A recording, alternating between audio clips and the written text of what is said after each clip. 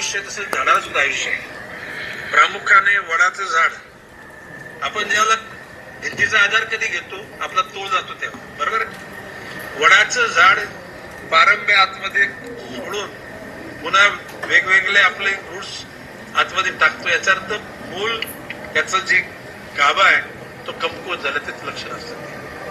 आणि अशा प्रकारची झाडं शोधा, अशापर्यंत निर्देश दिलेत. पावसाळ्यात झाड पडून दुर्घटना होणार नाही, प्रशासनाला निर्देश. कुणाचे? लोकनेते आदरणीय पालघर जिल्ह्याचे पालकमंत्री वनमंत्री गणेश नाईक साहेब हे सांगतायत झाड पडून दुर्घटना होणार नाही. दुर्घटना म्हणजे काय? जीवितहानीच फक्त. लोकांच्या गाड्यांचा चक्काचूर झालाय, लोकांचे छोटे मोठे अपघात झालेत. पावसाळ्यापूर्वी मंत्र्यांनी निर्देश देऊन सुद्धा प्रशासन हालत नाही. मग सत्ताधारी नेमलेत कशाला? आम्ही निवडून कशाला दिलेत नवी मुंबईकरांनी? 3 घटना घडत आहेत. म्हणजे ऐरोली हॉस्पिटलमधली ती घटना, आमची भगिनी सोनम डोंगरे हिचं निधन होतंय, तिचं बाळ दगावलं जातंय. LPच्या खाली 2 मुलींना विजेचा धक्क्याने त्या हॉस्पिटलला ॲडमिट होत आहेत.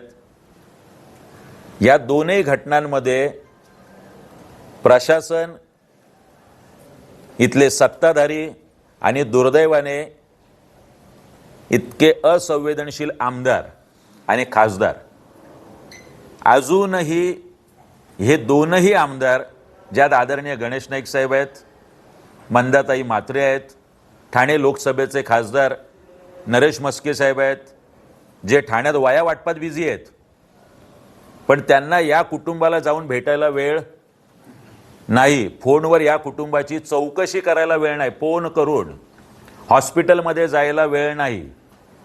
आणि सगळ्यात असंवेदनशीलतेचा कळस काय असेल तर 17 ते 18 दिवसांपूर्वी नवी मुंबई महानगरपालिकेच्या एका घंटा गाडीमुळे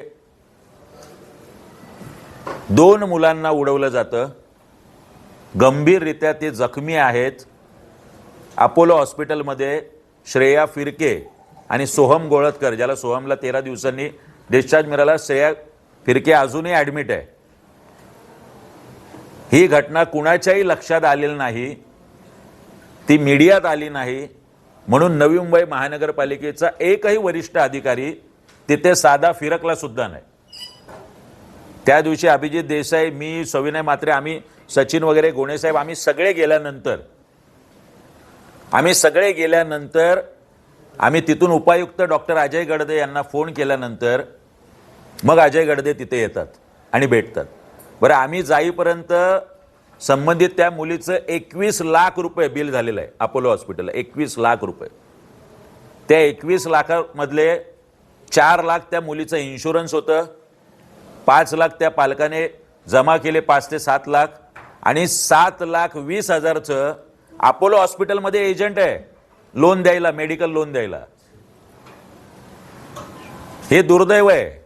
7,20,000चं तिच्या वडिलांनी, म्हणजे निलेश फिरके यांनी, श्रेया फिरकेचे वडील यांनी 7,20,000चं एका एजंटकडून मेडिकल लोन काढलं, कारण तिचं तोपर्यंत ऑपरेशन केलं जात नव्हतं, जे काय 3, 4, 5 ऑपरेशन्स पार पडले. आणि त्याच्यानंतर आम्ही हा मुद्दा घेतल्यावरती आम्ही ओरडलो. त्याच्यानंतर 7,20,000 रुपये द्यायला सांगितले, पण अजूनही 15-16 लाख रुपये दिलेले नाहीयेत. तुमचा रोड इन्शुरन्स असतो, सगळ्या गोष्टी असतात. अरे तुम्ही पे करा, नंतर ती केस होईल, नंतर त्याच्यातून तुम्ही डिटेक्ट करा.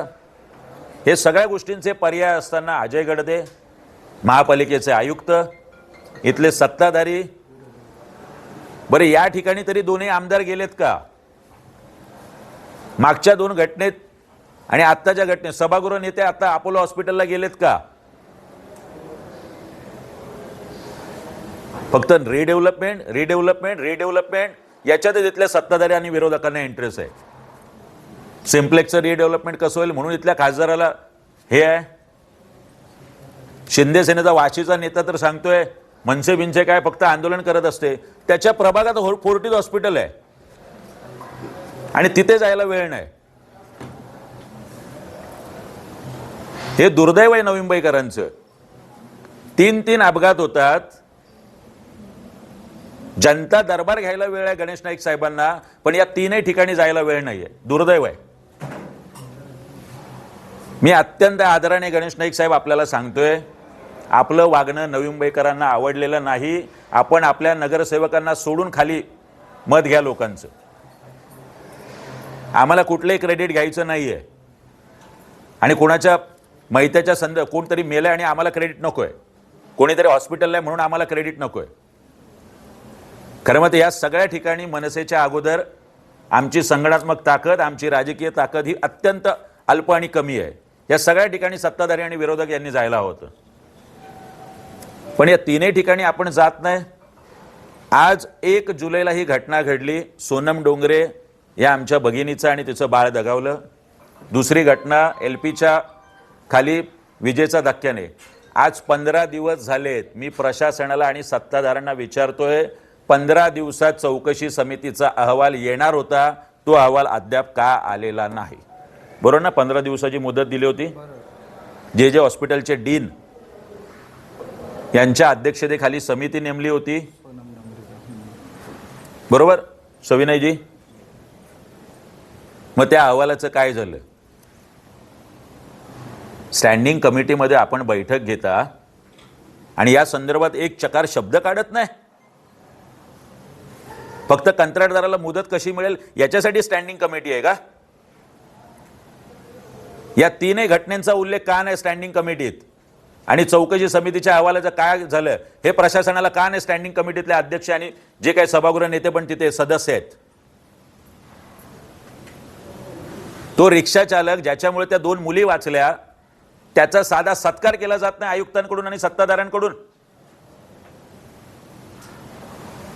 हे काय चाललंय नवी मुंबईत? कुठल्या लेवलचं राजकारण आपण करताय? का लोकांचे जीव घेताय, बळी घेताय आणि ते गेल्यानंतर सुद्धा आपल्यातली संवेदनशीलता जागी नाहीये? म्हणजे कंत्राटदाराला फक्त मुदतवाढ देणं आमचा विषयच नाही. गणवेश, जर आपल्याला उशीर झालेला आहे तर कंत्राटदाराला ब्लॅकलिस्टेड करायला आपण का घाबरताय? काय एवढा तो मोठा कंत्राटदार आहे?